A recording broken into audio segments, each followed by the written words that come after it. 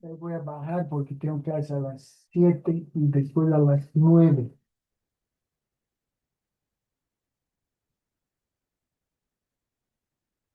¿No? Voy a pasar a otra clase.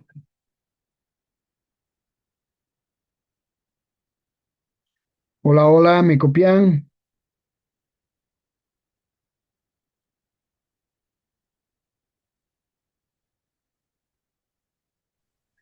Buenas tardes, Inge, sí se le escucha.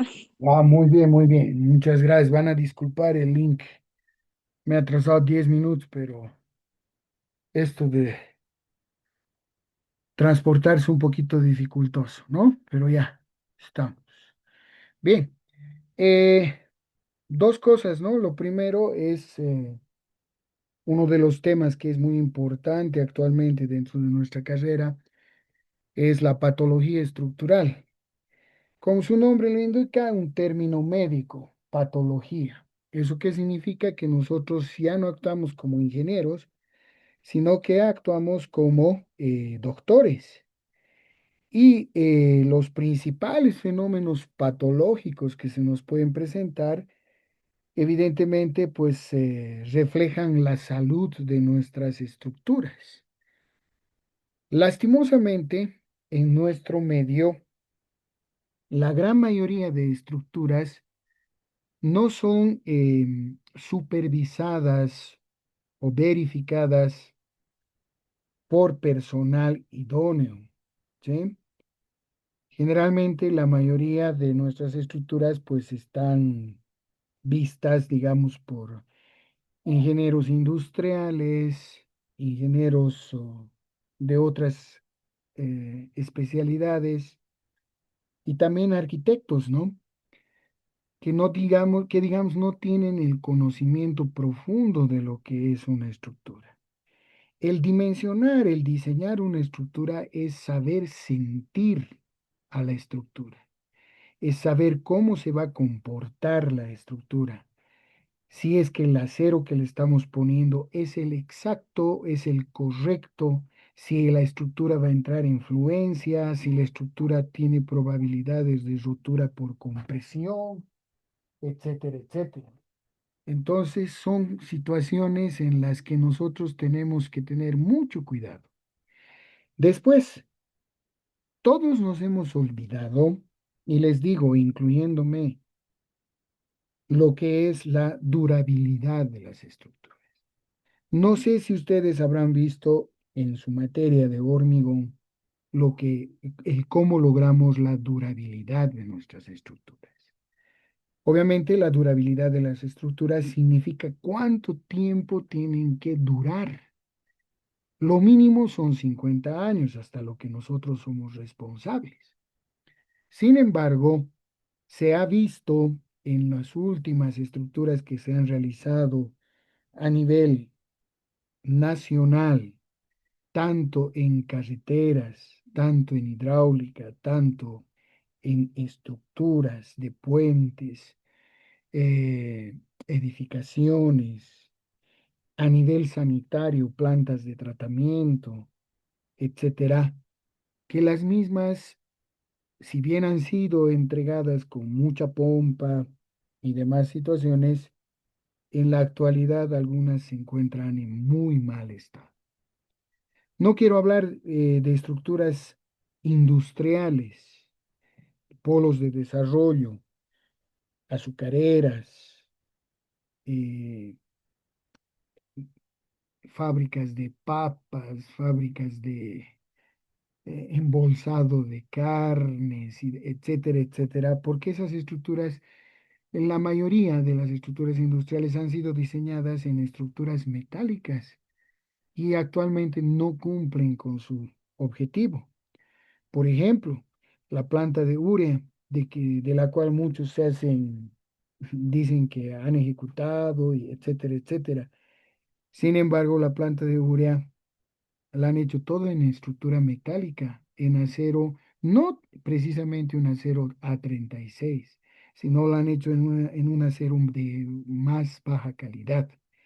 Y ustedes saben que la urea es un reactivo ante la estructura metálica que la corroe completamente y bueno, hace de que la sección de esa estructura se pierda en el tiempo. No disminuya, imagínense, se pierda, es decir, carcome el acero, ¿ya? Luego, en estructuras de hormigón armado, ¿qué es lo que ha sucedido? Efectos de carbonatación. Es decir, que por hacer hormigones que no son densos, que no cumplan con un peso específico real, que no tengan la homogeneidad en la mezcla, aparecen burbujas y esas burbujas ocasionan canales que posteriormente se convierten pues en grietas y que despasivan a las armaduras. El despasivar las armaduras significa destemplarlas. Ustedes saben que, por ejemplo, para el cálculo de vigas, nosotros tenemos que considerar que el acero que le colocamos a las vigas esté en fluencia, es decir, que tengan una deformación mayor a la deformación por fluencia. Sabemos que la deformación por fluencia del acero es de 0,002 o 0,0021, pero las normas actuales de hormigón nos indican que nuestras armaduras, nuestras vigas deben tener una deformación de 0,005 en algunos casos.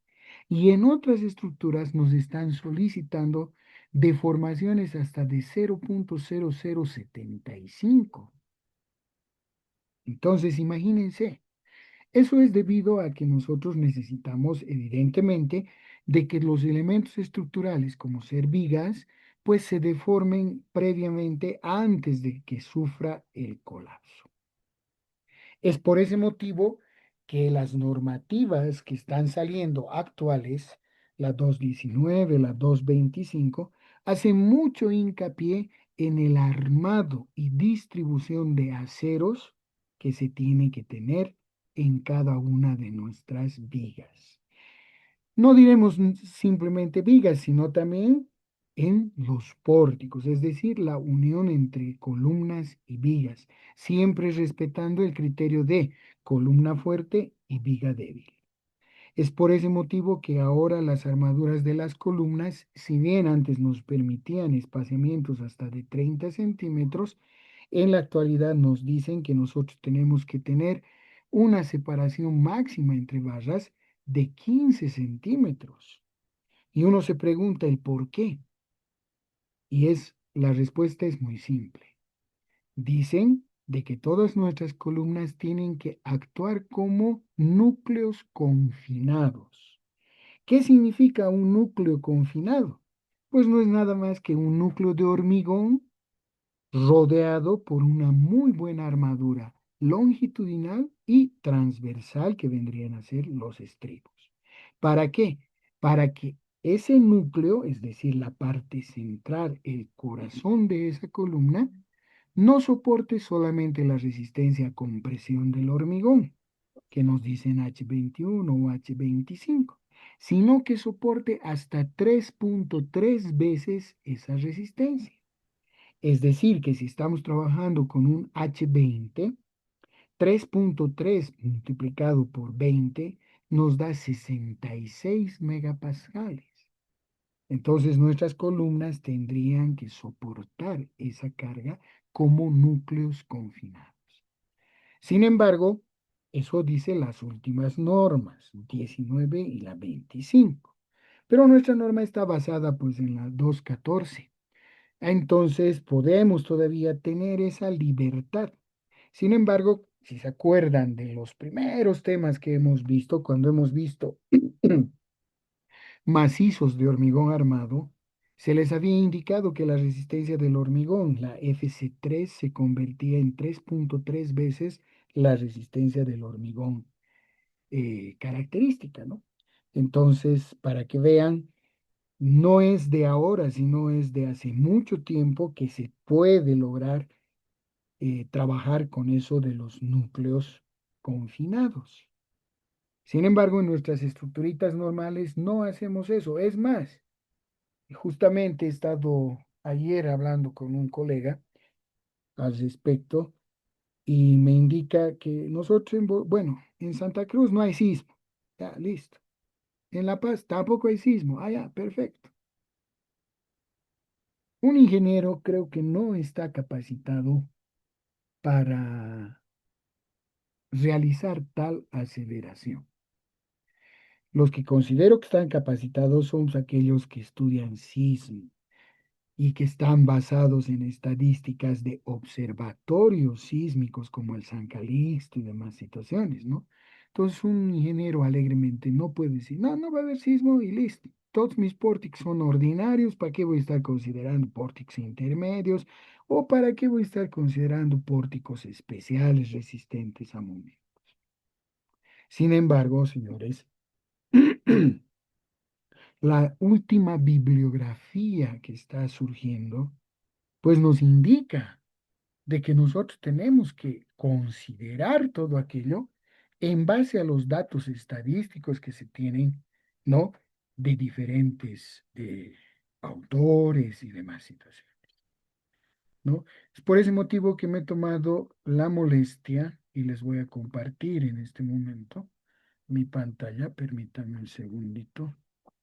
Bueno, esto tampoco. Si ustedes se fijan, aquí tenemos un nuevo libro, ¿no? Es del 26, Análisis y diseño de edificaciones de hormigón armado. Obviamente, ¿quiénes son los que están haciendo los edificios más altos? Los chinos, ¿no? Chihuahua y Yu Cheng. Bueno, si es que estoy pronunciando bien, ¿no? Pero como verán, son libros últimos y estos libros, ahí está, primera edición del 2026, ¿no? Son libros que se utilizan y en los cuales nosotros tenemos mucho detallamiento en cuanto a lo que es el análisis estructural, ¿no? Y fíjense lo que dice aquí, análisis estructural de edificios altos en general, desde la era precomputacional hasta la actualidad. Es decir, que está hablando de algo que ustedes han mencionado en sus presentaciones y justamente el último grupo creo que era el que ha hablado sobre sistemas de pórticos y dimensionamiento mediante diferentes metodologías, ¿no? Y aquí, fíjense, en un libro del 2026 nos dice, asunciones comunes en el análisis estructural de edificaciones, ¿no?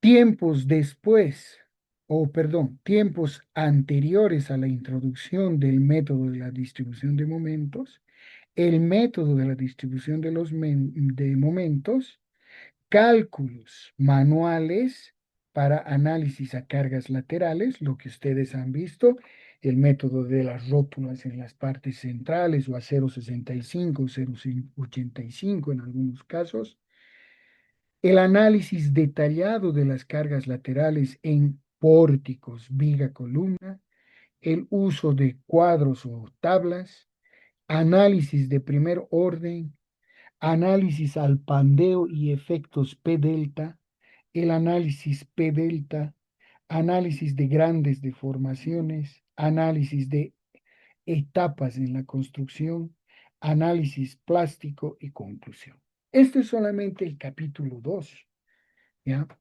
Imagínense actualmente cómo la tecnología alrededor de nuestro país pues tiene que munirse de todos estos elementos. Si bien nosotros no vamos a hacer un rascacielos, pero espero que sí ustedes lo hagan, pues tenemos que conocer todos estos requerimientos. Y en este tipo de edificaciones, señores, el tema del que les estoy hablando, de la patología estructural, no debe ni siquiera mencionarse. ¿Por qué?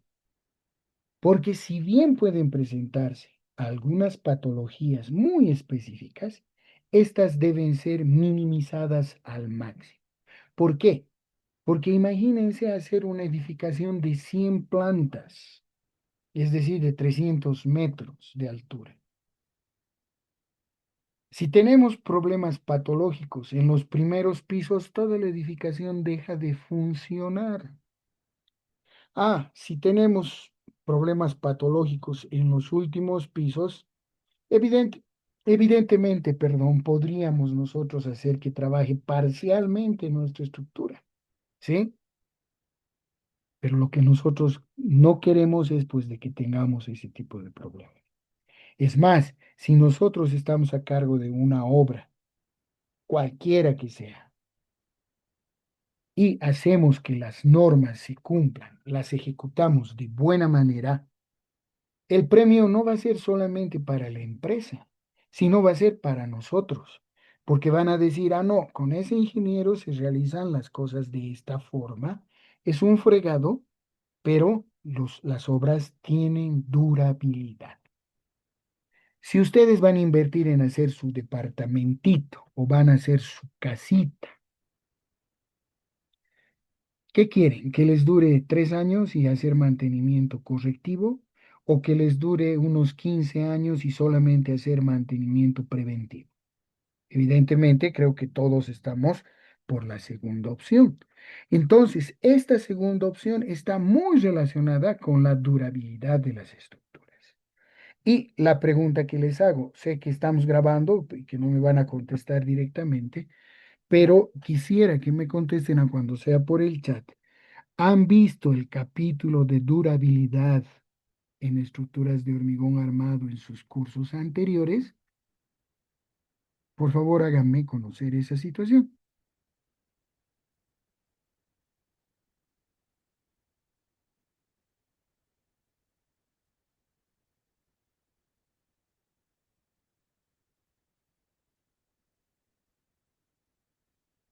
Ojo, les he dicho que pongan en el chat, no que contesten para que no haya ningún problema. No es para darles otro tema, ¿no? Sino que, bueno, para ver el desarrollo de lo que vamos a hacer en patología.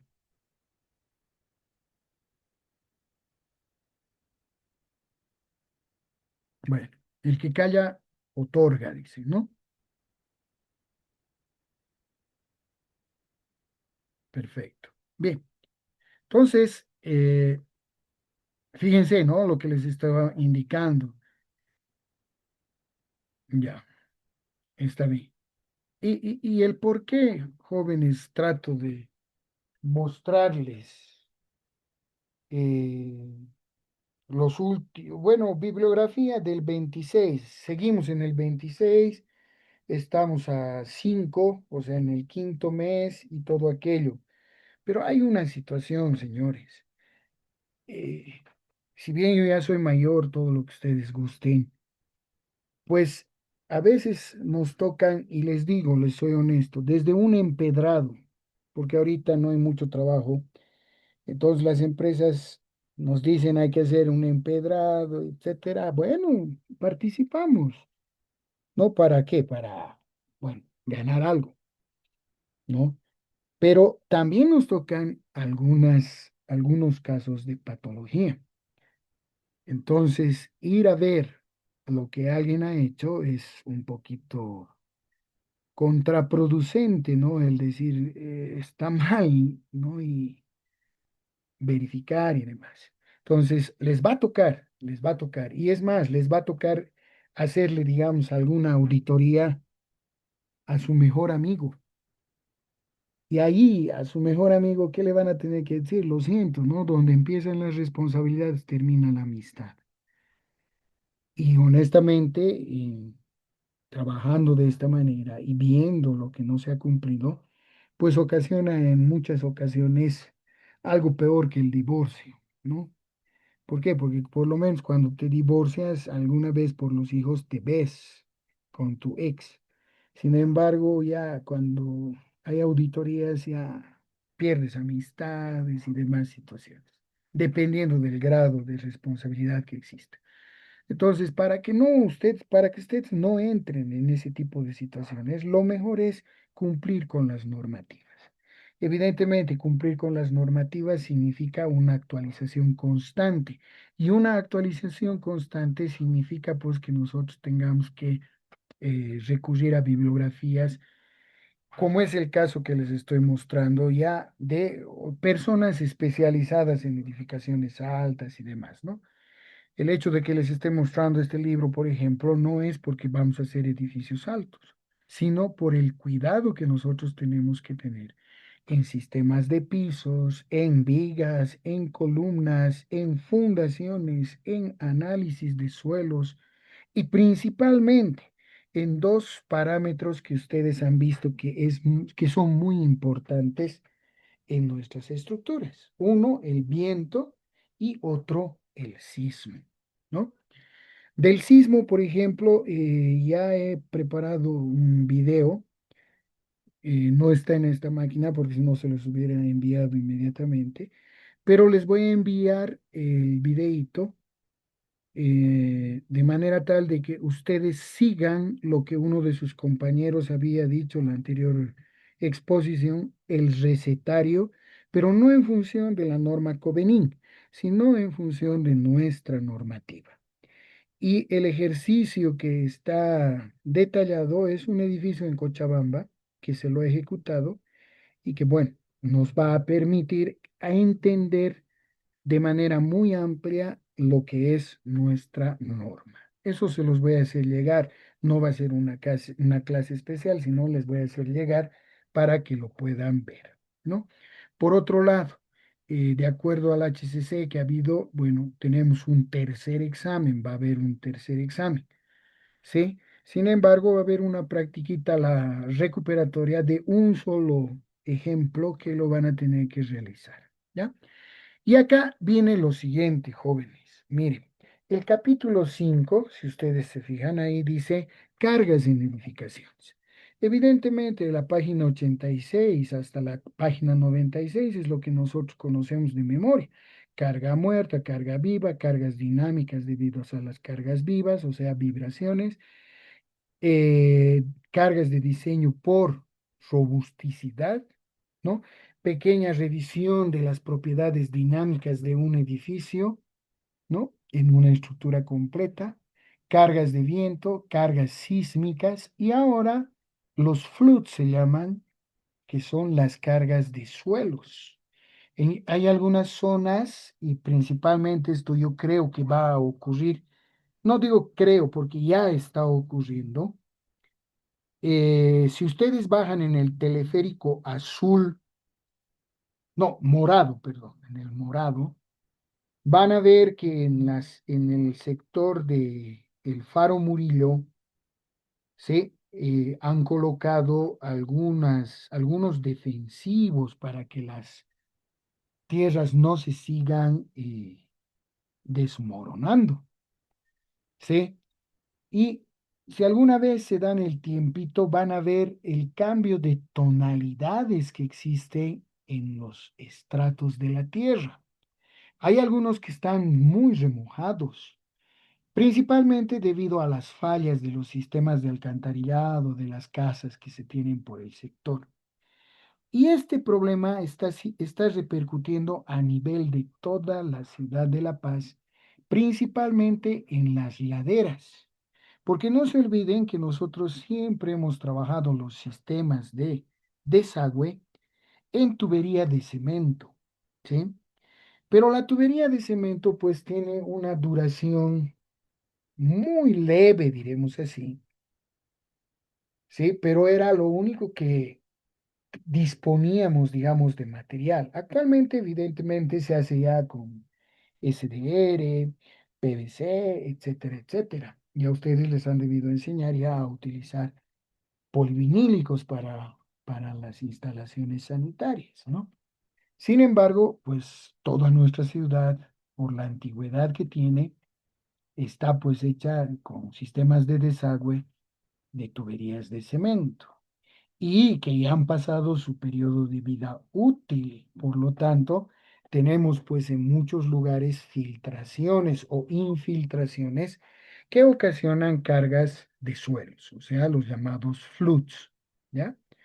cargas de nieve, cargas de temperatura, y aquí hay algo que dice acortamiento elástico, ¿no? O sea, el shrinkage y el creep load, que son cargas que se dan en el tiempo, combinaciones de cargas y demás. Entonces, dense cuenta, ¿no? Ya tenemos que tener desde la 97 hasta la página 142, ya tenemos que ver, no solamente para edificaciones grandes, sino también para edificaciones pequeñas. ¿Por qué? Porque en nuestras laderas las edificaciones no son grandes. Si bien hay en algunos lugares edificaciones muy altas, en otros la mayoría son de dos, tres plantas, pero son casas que no tienen estabilidad de taludes y no tienen un análisis de suelo, ¿no? De humedad y contenido de humedad. Entonces, a futuro puede ser que se presenten deslizamientos como el que se ha presentado en una zona que se ha perdido todo un barrio, ¿no?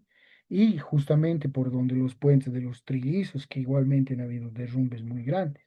Entonces, todo eso ya tienen que prever, sin considerar de que la edificación sea muy alta, un rascacielos, etcétera, sino considerando pendientes, terrenos inclinados y saturación de suelos. Bueno, evidentemente la saturación de suelos y demás han visto en su materia de mecánica de suelos, ¿sí? Sin embargo, pues les voy a enviar una copia de esta bibliografía para que ustedes, eh, evidentemente está en inglés, de aquí a unos 5 años ya va a estar en español, pero ojo, de aquí a 5 años ya va a tener otra versión, otros arreglos y demás, ¿no? Y luego lo que les digo, ¿no?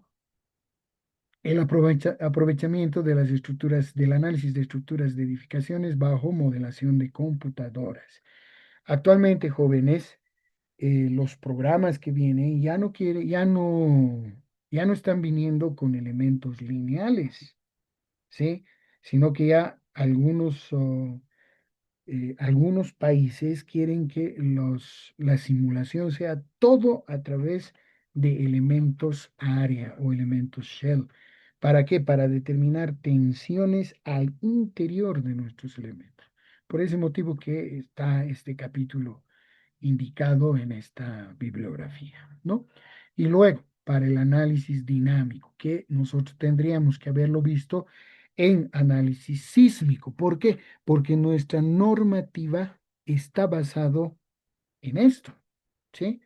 Aquí tenemos para el análisis dinámico los principios básicos, el método modal que ustedes han hablado gracias a las presentaciones que han hecho, que significan los modos de vibrar que tiene cada una de las estructuras, y ya les he indicado que nosotros, perdón, van a disculpar un segundito.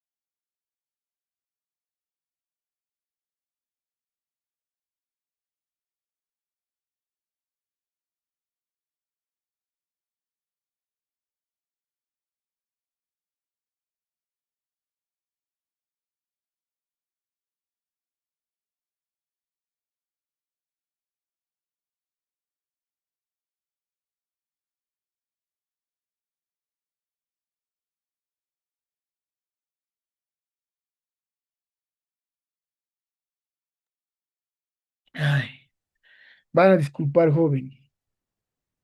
pero me ha llegado la factura de mi tratamiento. Realmente la salud cuesta.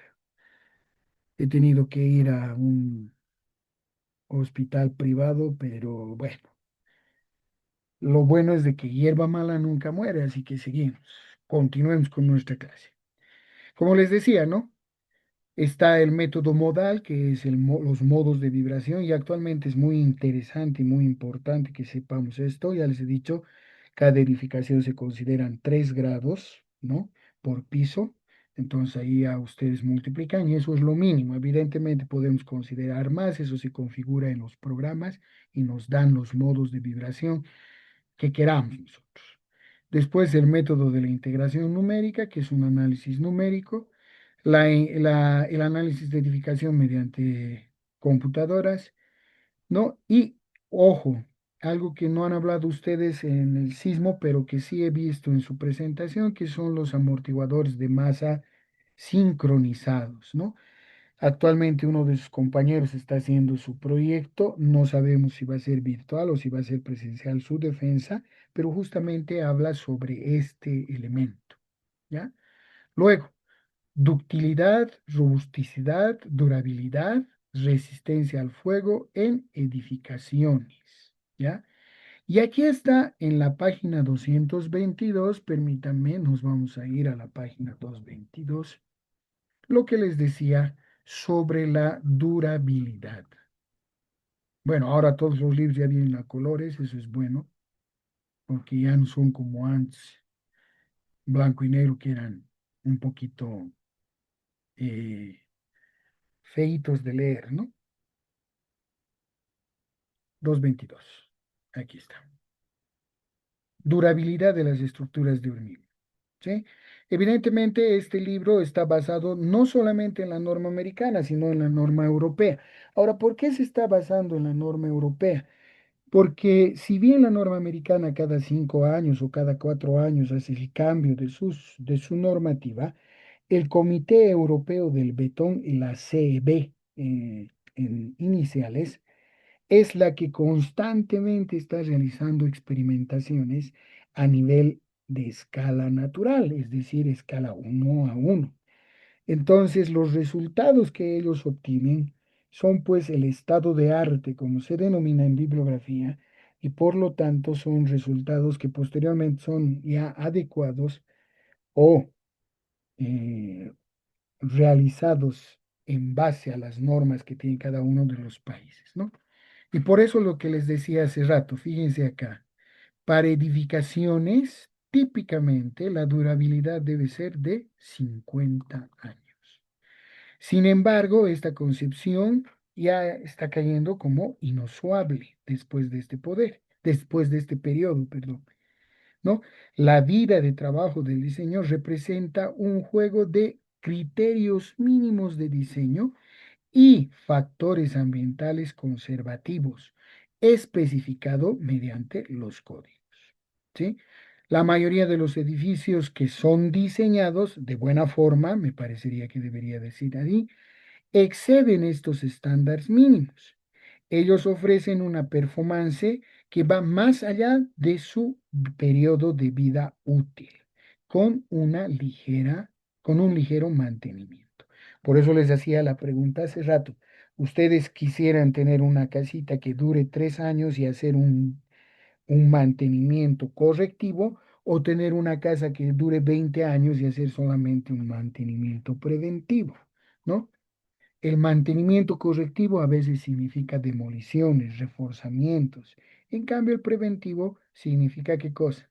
Maquillaje, pinturita, algunas reparaciones leves, etcétera. Entonces, para asegurar la durabilidad, la selección de los materiales de construcción durables es esencial. ¿Con qué material nosotros trabajamos? Con el hormigón, ¿no? Por eso dice ahí, el hormigón generalmente más durable que el acero o la madera es siempre la elección preferible para vidas largas, bajos mantenimientos de las estructuras. Adicionalmente, ¿sí? Se deben considerar efectos de distribución de tensiones y la exposición de los materiales a ambientes corrosivos. Ambientes corrosivos no significa que sean con ácidos y demás situaciones, no. Ambientes corrosivos significan que, por ejemplo, tengamos grandes concentraciones de carbono o que tengamos evaporaciones de los ríos o de los desagües que ocasionan lo que se denomina la lepra del hormigón. ¿Qué es la lepra del hormigón? Es la carbonatación. ¿Y qué es la carbonatación? Como su nombre indica, el CO2 entra por las perforaciones o por los pequeños poros que pueda tener el hormigón, que generalmente se ven incrementados. ¿Por qué? Porque la gran mayoría de nuestros constructores les encanta aumentarle un casco más de agua a nuestras mezclas. ¿Por qué? Porque haciendo eso nuestra mezcla corre más, se dice, o sea, se puede expandir más con la vibradora. Sin embargo, ustedes saben como buenos ingenieros que el incrementar el agua en nuestras mezclas significa ¿qué cosa? Que nuestro hormigón se vea más poroso, se vuelva más poroso, ¿sí? Es como esas piedras pómez que nos sirven para sacar canca, ¿no? Que si bien son livianas, tienen muchos poros y evidentemente con el tiempo, si ustedes las remojan, posteriormente las sacan, las aprietan y se rompen. Y eso es lo que sucede con el hormigón. Se vuelve una piedra pómez. Y a la larga esos poros llegan a nuestras armaduras, haciendo que se despacimen, ¿no? La única prueba que nos sirve para determinar la carbonatación es el rociarlas con fenoftaleína, ¿no? La fenoftaleína nos permite ver si el núcleo sigue homogéneo y denso o si es que ya tiene procesos de carbonatación. Muchos puentes dentro de nuestra ciudad, principalmente los que están cerca de embovedados y demás, y por eso también les digo, los embovedados son muy susceptibles a la carbonatación. Entonces, ustedes se han dado cuenta, ¿no? ¿Qué es lo que hacemos? Embovedamos, rellenamos con tierra y habilitamos encima una vía, como ha hecho nuestro honorable alcalde Arias, ¿no? Ha creado una nueva avenida sobre un embovedado, pero ese embovedado es susceptible ¿a qué? A la carbonatación y por lo tanto durará unos 20, 25 años y posteriormente, pues igual que la Avenida del Poeta va a tener que cosas sus tremendas hendiduras, un lomeado que se llama, y que no trabaja como una verdadera avenida, ¿no? Entonces, por ese motivo es que les preguntaba si ustedes han visto esto de la durabilidad. ¿Para qué? Si bien está aquí en inglés, yo les voy a dar una documentación en español para determinar esto, ¿no? Y aquí podemos ver, perdón, el proceso químico de la corrosión del refuerzo en un hormigón. Si ustedes se dan cuenta, estos son los componentes del acero, ¿no? Y estos son los componentes del hormigón. Entonces, el acero funciona como un ánodo y evidentemente el hormigón va a funcionar como un cátodo, generándose estas reacciones, ¿ya? Generándose agua, ¿sí? Generándose cuatro electrones libres. Y miren esto, ¿se acuerdan de química? ¿Qué significa OH? Es el radical hidroxilo, ¿no? Y ese hidroxilo hace pues de qué? O oxidrilo también llaman, ¿no? Hace pues que se despasive nuestra armadura y cuando se despasiva nuestra armadura crea este tipo de cuñas hacia el interior de nuestro hormigón. Ojo, consideren que esto que dice acero es una barra normal y que todo esto que dice hormigón es un recubrimiento. Entonces, si se nos generan juntas expansivas, ¿qué es lo que va a suceder? El recubrimiento va a reventar, va a estallarse, va a salir, va a zafar como escamas y va a quedar libre el acero ante estos componentes. Y dentro de estos componentes, si ustedes se fijan acá, tenemos óxido ferroso, ¿no? Y tenemos moléculas de agua. Y entonces, ¿qué es lo que va a suceder? Va a ocasionar de que nuestro acero se despacife, ¿ya? Entonces, como podrán ver, el proceso de corrosión, todo está acá ya como expresado en ecuaciones matemáticas o ecuaciones químicas, perdón. Y si ustedes ven, es un redox, ¿no? Y trabajando con un redox, nosotros podemos saber el tiempo que está sucediendo con el óxido férrico hidratado y demás componentes que nosotros tenemos, ¿no? Luego, el fenómeno de la carbonatación, ¿no? Neville explica en 1995 que el acero que está embebido en el hormigón está protegido por un estado de pasivación. Entonces, la hidratación de la pasta de cemento forma, ¿no?, una capa adherente fuerte que cuando se oxida nos va a generar, ¿qué cosa? Una ligera protección ante la corrosión. O sea, tiene que haber cierto grado de corrosión en nuestras armaduras para que se forme una capa antioxidante, ¿ya? Pero si esta capa antioxidante sube su pH alrededor de 12,6 o 13,5, nos va a generar un ambiente alcalino. Este nos va a generar, ¿qué cosa? La pasivación de nuestra armadura. Sin embargo, esta alcalinidad puede reducirse a través de la carbonatación. El dióxido de carbono de la atmósfera disuelve la presión de poros de agua y convirtiéndolo en un ácido carbónico. Y este ácido carbónico, el CaOH2, ¿no?, el que les he dicho, raditar hidroxilo o oxidrilo, que es de los ácidos, hace que el pH se baje a 10 y lo que genera la pasivación de nuestro acero. Y por lo tanto se pierde, ¿no?, la protección ante la corrosión. Y por lo tanto se nos genera lo que se llama la carbonatación. Evidentemente, todos estos debe ser recuerdo de lo que han visto ustedes en tecnología del hormigón, ¿no? Pero ojo, los pasos iniciales para ver lo que es la patología estructural, pues están basadas principalmente en estos fenómenos. Y los estoy resumiendo directamente a la carbonatación, a la despasivación y evidentemente al hormigón poroso, ¿no?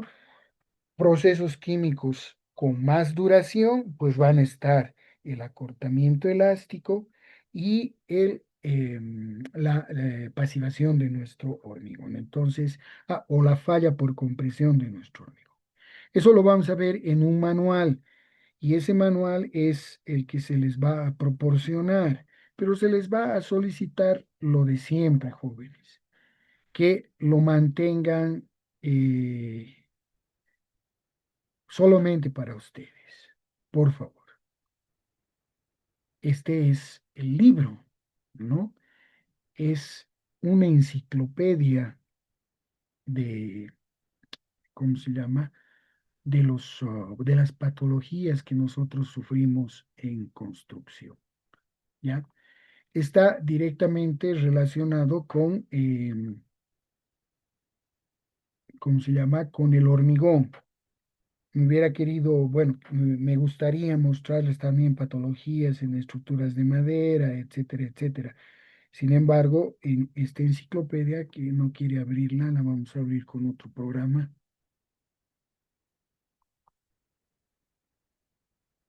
Permítanme.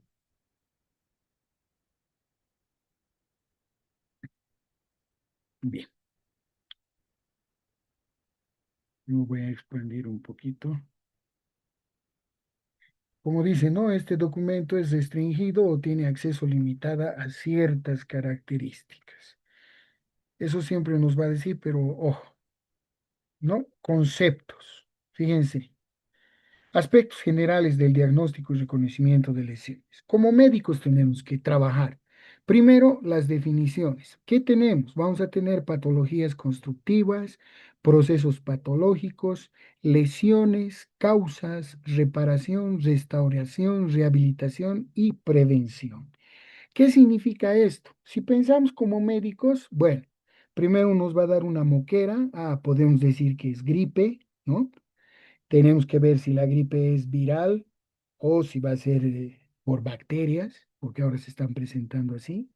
Tenemos que ver qué procesos patológicos existen, si es que hay aumento de temperatura, si es que tenemos escalofríos, etcétera. ¿Qué lesiones vamos a ver en nuestra garganta, si vamos a estar con tos y demás cosas? Tenemos que ver la causa que ha ocasionado eso y la reparación. La reparación en estructuras es pues la medicación, ¿no? Entonces vamos a decir, no, tiene que tomar su jarabito, etcétera. La restauración, la rehabilitación y luego la prevención. Una vez que nosotros nos curamos de una gripe, no nos vamos a ir a duchar ni vamos a tomar pues agua helada, ¿no? Sino que nos van a decir tome agua, agüita tibia y etcétera, etcétera. Después de eso tenemos que hacer un estudio patológico. Y dentro del estudio patológico, cuando nosotros nos toque enfrentar una obra que está mal, pues tenemos que hacer el proceso de observación, toma de datos, fotografías, análisis de los procesos constructivos y dar conclusiones preventivas, ¿no? Eso es la patología en resumen. Las causas de alteración de la durabilidad de los materiales, por eso es que estamos tocando la durabilidad. Los factores intrínsecos, extracción de probetas, colocación, factores extrínsecos, causas físicas que pueden ser humedades, erosiones, procesos biofísicos, suciedades, causas mecánicas que pueden ser deformaciones, grietas, fisuras, desprendimientos, erosiones mecánicas, causas químicas que pueden ser la eflorescencia, la oxidación y la corrosión, que está muy relacionada con lo que les he indicado anteriormente, la erosión química, los procesos bioquímicos.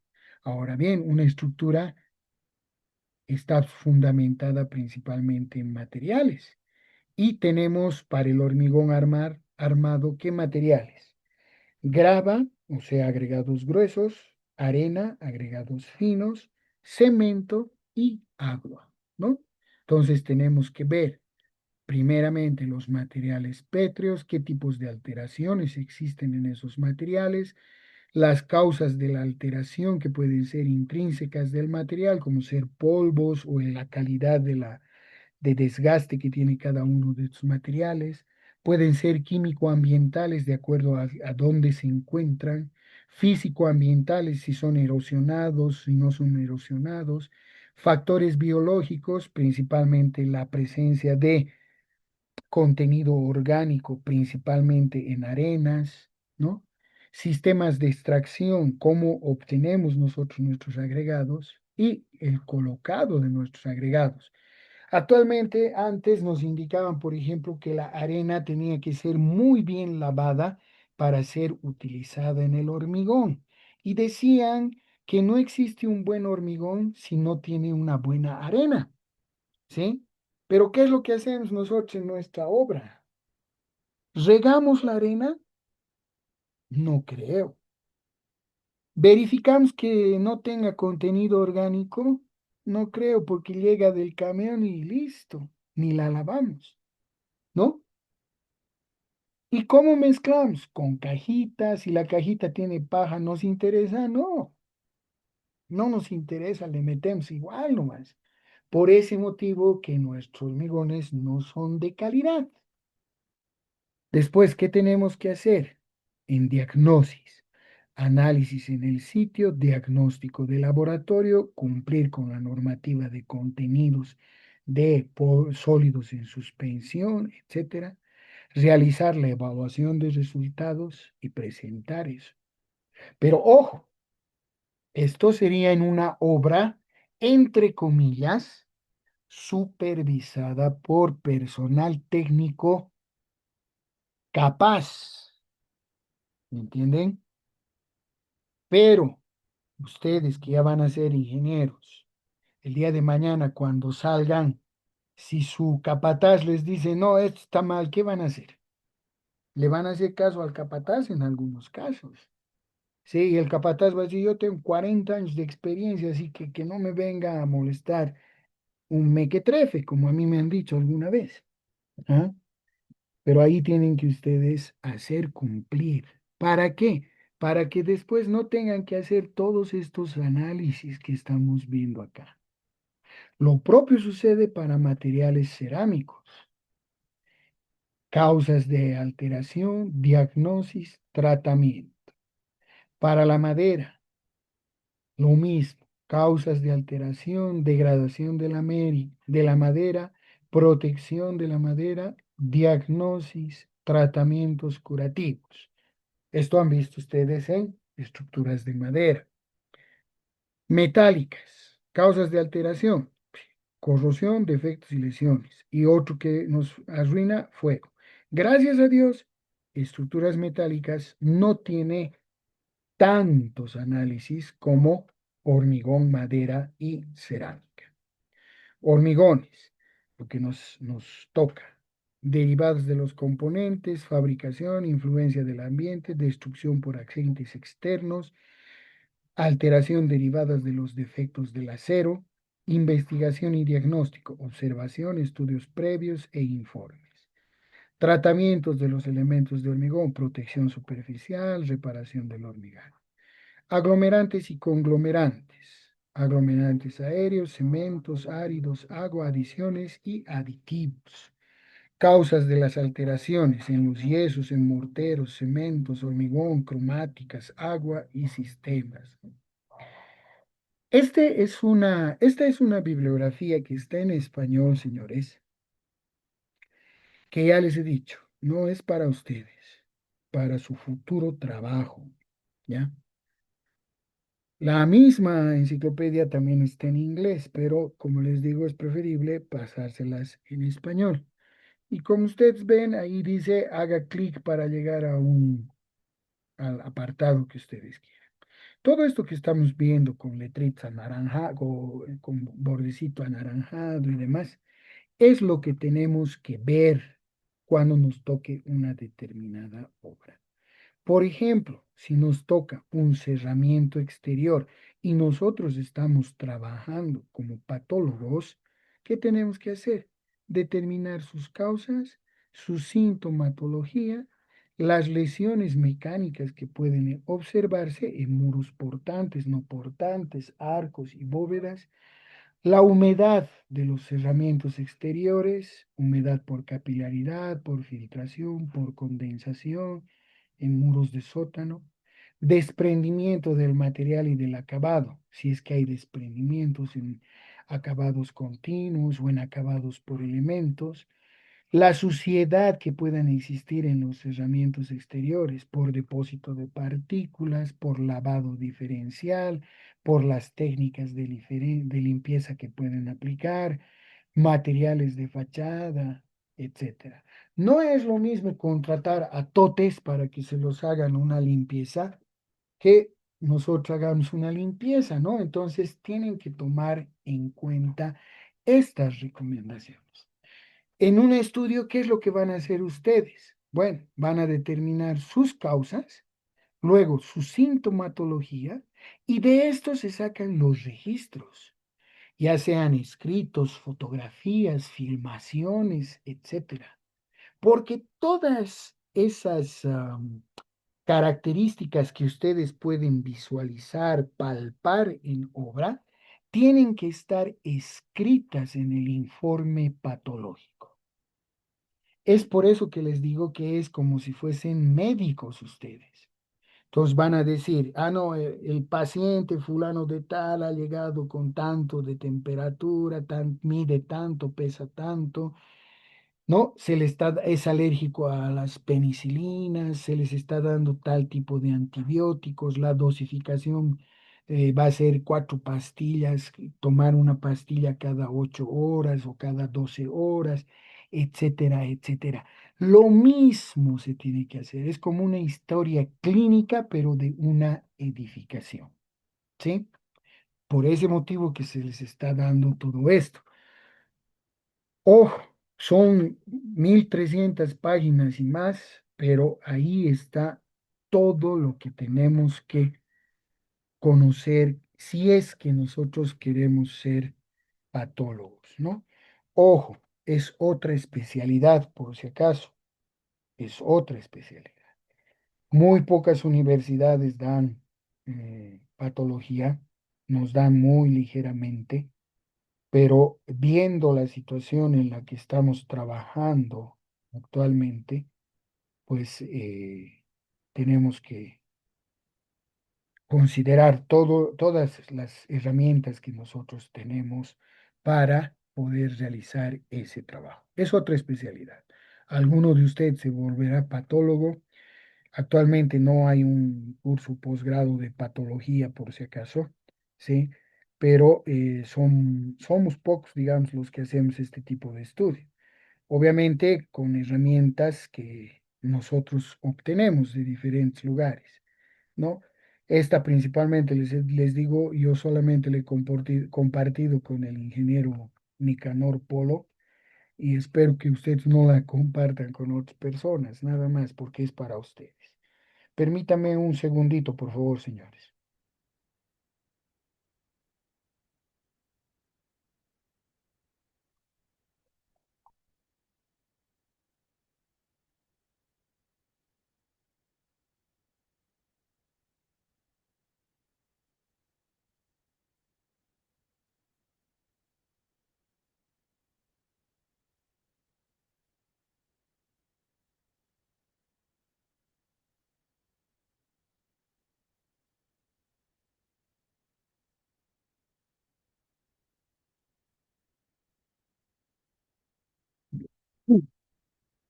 Entonces, como verán, la información es vasta, ¿no?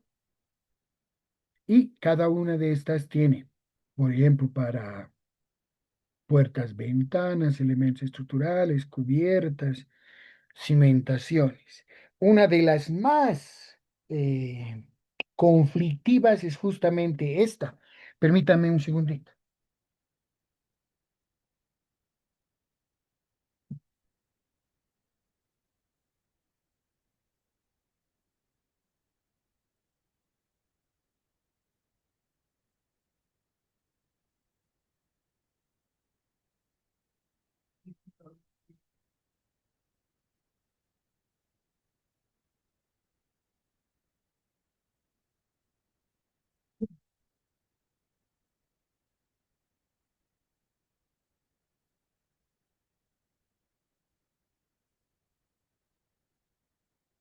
Lo que les decía, una de las principales causas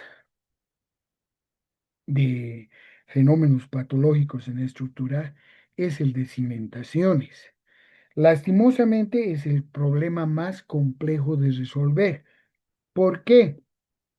Porque las cimentaciones, como ustedes saben, están enterradas y por lo tanto realizar exploraciones en sitio, determinar la sintomatología, sacar registros fotográficos, se hace muy dificultoso, ¿no?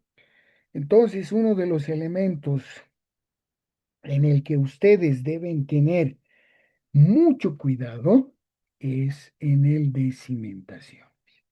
Y las cimentaciones vienen pues para casas de 2 pisos, 3 pisos, 4 pisos, hasta cimentaciones para 100, 200, 300 pisos. Entonces, el mismo cuidado debemos tener, ya sea para un rascacielos o para una vivienda. ¿Por qué? Porque generalmente no las vemos, ¿no? Y el realizar una intervención en cimentaciones, pues es muy, muy dificultoso. Es más, en algunas situaciones la reparación de cimentaciones es imposible. Entonces, ¿qué es lo que se tiene que hacer? Se tienen que adosar losas de cimentación, tanto laterales o inferiores, y eso representa costos de excavación, costos de apuntalamiento, costos de utilización de pegamentos especiales o puentes de adherencia. ¿no? Para poder rescatar una estructura. Ese es el punto mucho más dificultoso, ¿ya? ¿Y en base a qué está? En base a lo principal, estudio de suelos, cargas admisibles o tensión o capacidad portante que han visto ustedes en suelo, clasificación de los suelos, niveles freáticos y estudios de geotecnia, es decir, estabilidad y asentamientos diferenciales, ¿no? ¿En cómo nos vamos a dar cuenta, digamos, de que una cimentación nos está fallando? Pues por la patología de los sistemas que tengamos encima de las mismas. Puede ser por asentamientos, ¿no? Diferenciales, puede ser por rajaduras en columnas horizontales, o sea, rajaduras horizontales en columnas. Y si tenemos muros, bueno, fallas en los muros, en las piscinas, filtraciones de agua, etcétera. ¿Qué cimentaciones son las que ustedes conocen? Pues superficiales y profundas, ¿no? Si bien han visto ustedes más superficiales, también han debido ver cimentaciones de muros de sótanos. Las profundas se refieren a los pilotes y fundaciones sobre terreno o los macizos que hemos visto. Casos especiales también que se pueden presentar. Entonces, como verán, de toda la estructura, cuando nosotros hacemos el análisis patológico, no es solamente zonificado. ¿Eso qué significa? No es solamente ir a ver y reparar una viga, o no es solamente ir y reparar una losa o una columna, no. Tenemos que ver hasta la cimentación. Y como hemos visto hace rato, cerramientos exteriores, cerramientos interiores, puertas, ventanas, porque en sí es un paciente que tenemos que curarlo de todas sus dolencias. Y no se olviden, por ejemplo, que las dolencias pueden empezar por los pies y el dolor nos puede llegar hasta la cabeza. Entonces, si nosotros les vamos a decir, no, aspirina nomás toma, evidentemente se va a pasar el dolor de cabeza, pero igual nos va a molestar los pies, ¿no? Entonces, ese cuidado es el que tenemos que tener en nuestras estructuras, ¿ya? Bien, conceptos generales, fundamentos, causas de alteraciones, y aquí está. Lo que más vamos a ver nosotros es esta parte, ¿no? ¿Por qué? Porque esto es la parte que nos va a indicar de qué adolece nuestra estructura. Y luego aquí tenemos el estudio patológico o el cómo se presenta el estudio patológico. Lo primero, la observación, la toma de datos, identificación de las lesiones, el instrumental que nosotros vamos a utilizar, el análisis del proceso sugerido que vamos a realizar, causas y las técnicas de diagnosis, tipología constructiva, deformaciones, tensiones, desplazamientos, medio ambiente, evolución y seguimiento, actuación, propuestas de reparación, propuestas de mantenimiento, fichas de rutinas y planes de mantenimiento. Mantenimiento de las instalaciones contra incendio, esto es en instalaciones industriales, y todo esto basado en nuestra legislación nacional y autonómica. Nacional se refiere a nivel del país y autonómica se refiere a nivel departamental, de gobernación o de alcaldía, ¿ya? No tenemos una normativa porque ya les estoy diciendo, son temas nuevos, ¿sí? Pero qué mejor que futuros ingenieros vean y palpen nuestra situación y puedan realizar una guía elaborada de acuerdo a la zona donde trabajen para hacer lo que se denominan estudios patológicos. Es lo mismo que con las vacunas, ¿no? Muchos tienen la vacuna, pero hay zonas en las que no hay esa enfermedad, entonces tienen que ir a una zona endémica en la cual aplicar su vacuna, ¿no? Y después sacar conclusiones.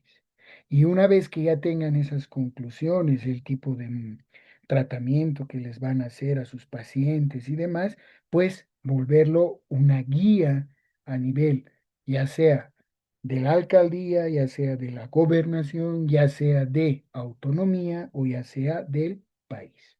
Aún no tenemos eso.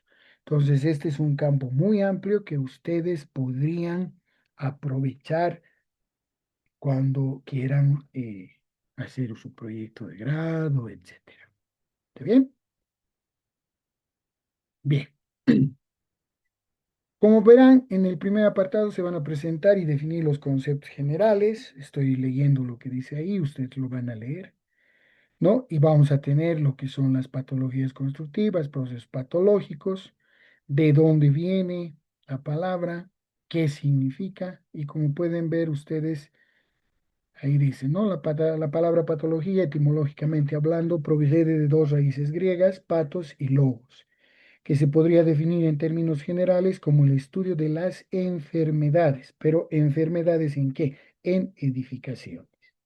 Por extensión, la patología constructiva de la edificación es la ciencia que estudia los problemas constructivos que aparecen en edificios o en alguna de sus unidades con posterioridad a su ejecución. Posterioridad a su ejecución. Si nosotros cumplimos con los requisitos de durabilidad de nuestra construcción, evidentemente no vamos a necesitar de hacer un estudio patológico. Usaremos exclusivamente la palabra patología para designar la ciencia que estudia los problemas constructivos, en nuestro caso, su proceso y sus soluciones, y no en plural, como suele hacerse para referirnos a esos problemas concretos, ya que en realidad son estos el objeto de estudio de la patología de la construcción. Es pertinente y útil llamar la atención sobre la diferencia que hemos citado anteriormente, ya que es un error muy extendido en el habla cotidiana de los técnicos profesionales. La patología preventiva consiste en considerar la funcionalidad constructiva de los elementos y unidades que componen un edificio, su durabilidad e integridad. Perdón. Esto implicará una serie de medidas de diseño constructivo, de selección del material, del mantenimiento y de su uso, así como una definición previa de las distintas actuaciones posibles. Actualmente, señores, hay un solo programa que maneja el libro de la edificación, que es el CIPECAD. Este libro, en este libro se registran todo el historial de la construcción de un edificio. Entonces, se sabe qué material se ha utilizado, qué tipo de dosificación se ha utilizado en cada una de las partes del desarrollo de la construcción. ¿Hacemos nosotros eso en nuestro medio? No, para ningún tipo de estructuras hacemos eso. Sin embargo, hemos hecho en algunas obras privadas, el, el registro y detalle de cada uno de los pasos constructivos que se han realizado en determinadas obras. Esto nos sirve ¿para qué? Para saber cuánto tiempo de vida tiene la estructura, qué posibles falencias puede tener la misma, ¿no? ¿Qué cargas debería soportar la estructura?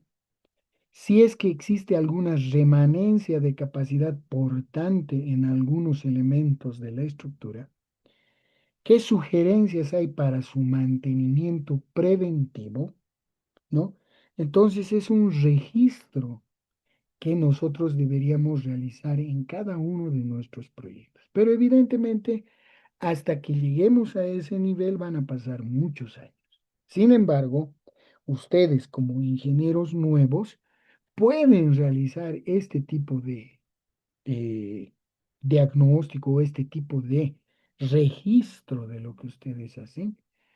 ¿Para qué? Para que pues posteriormente tengan un documento que les sirva cuando el dueño de casa les diga, ingeniero, esta pared la podríamos derrumbar para agarrar y hacer una divisioncita acá.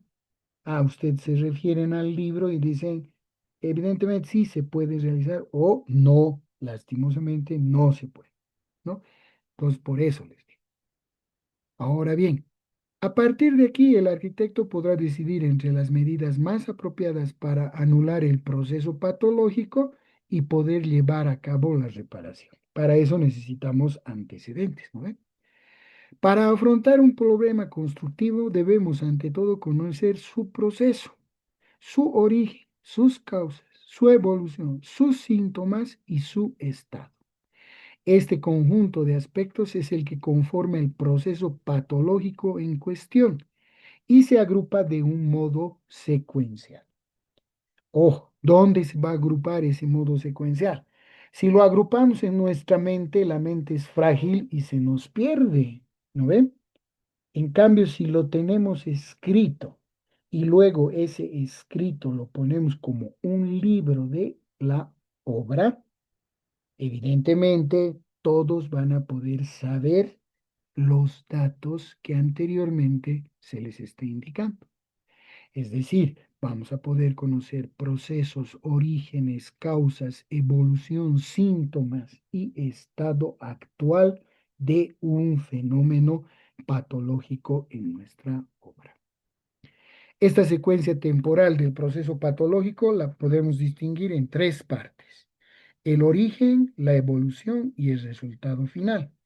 Para el estudio del proceso patológico conviene recorrer esta secuencia de modo inverso, es decir, empezar por, eso, por observar el resultado de la lesión, luego verificar el síntoma para después determinar la evolución de la misma y llegar al origen o la causa que ha ocasionado una determinada patología. Este proceso nos permitirá establecer tanto la estrategia de la reparación como la hipótesis de la prevención. La rehabilitación de un edificio implica la recuperación de sus funciones principales por medio de distintas actuaciones sobre sus elementos que han perdido su función constructiva, sufrido un deterioro en su integridad o aspecto. Como se darán cuenta, jóvenes, la patología es algo muy importante actualmente, ¿no? Y por lo tanto debemos abordarla con mucho cuidado. Muchos de ustedes, si bien no van a diseñar una obra, si bien no la van a supervisar, va a llegar un momento en el que alguien les va a decir, ingeniero, mire, tengo este problema en mi casa, se está fisurando, tengo rajaduras, hay sonidos, hay filtraciones. Por favor, ¿me lo podría ver? ¿Y qué van a decir ustedes? No, no, no, no, lo siento, yo no soy patólogo. No, por ese motivo es que se les va a presentar esta bibliografía. Y se las voy a dar en extenso, es decir, completamente, porque antes solamente se les proporcionaba partes. ¿Y por qué? Justamente por el hecho de que es una bibliografía que nos enseña de manera muy simple a cómo llevar un estudio patológico de una estructura, a cómo remediarla y a cómo presentar un informe que esté de acuerdo con lo que nosotros hayamos analizado o visto. Si bien no tenemos una guía actual que nos permita realizar todos estos procedimientos, en mi experiencia profesional he visto yo que este libro llena mis expectativas. No es un libro nuevo, es un libro ya que tiene sus años, pero que aún me siguen sirviendo para algunos trabajos que yo elaboro particularmente. ¿Sí? Entonces, jóvenes, el video va a estar grabado y el, el texto también va a estar en, ¿cómo se llama? En el Classroom. Solamente les voy a pedir que me den más o menos unas 2 horas porque no estoy en la oficina y hasta lo voy a dejar sin convertir el video. Entonces, llegando a la oficina, recién lo voy a convertir para poder subir. Si tienen alguna consulta, adelante, señores. Imagínense, solamente hemos visto 6 paginitas de 1389. Eso significa que nos falta 1383, ¿ya? Pero ojo, con lo que acabamos de ver, creo que les estoy dando un panorama muy amplio, ¿sí? De lo que es ser o aprender lo que es patología estructural. Si tienen preguntas, por favor, adelante. Y si no, en el chat dejar la palabra proceso.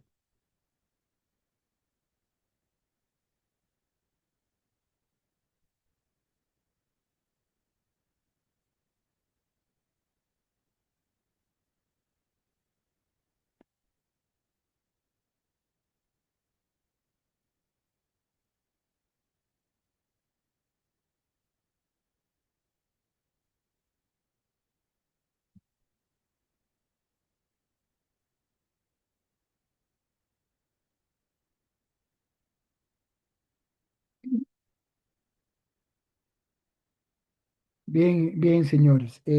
Bueno, la clase del día miércoles la vamos a recuperar. Voy a coordinar con la señorita Nayeli. No va a ser obligatorio que entren, pero por favor les voy a pedir, si es que pueden, ingresen. ¿Ya?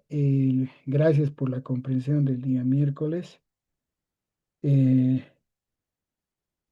Tenemos, como les digo, un poco tiempo más en el que vamos a tratar de aprovechar varias situaciones. Y como les digo, va a haber un otro examen más que han quedado para San Juan, más o menos. Les voy a mandar el cronograma, pero nosotros no vamos a dar un examen como tal, sino vamos a hacer un cuestionario y de unas 10 preguntas a lo máximo, que es más que todo de selección múltiple y de criterio básico, ¿ya?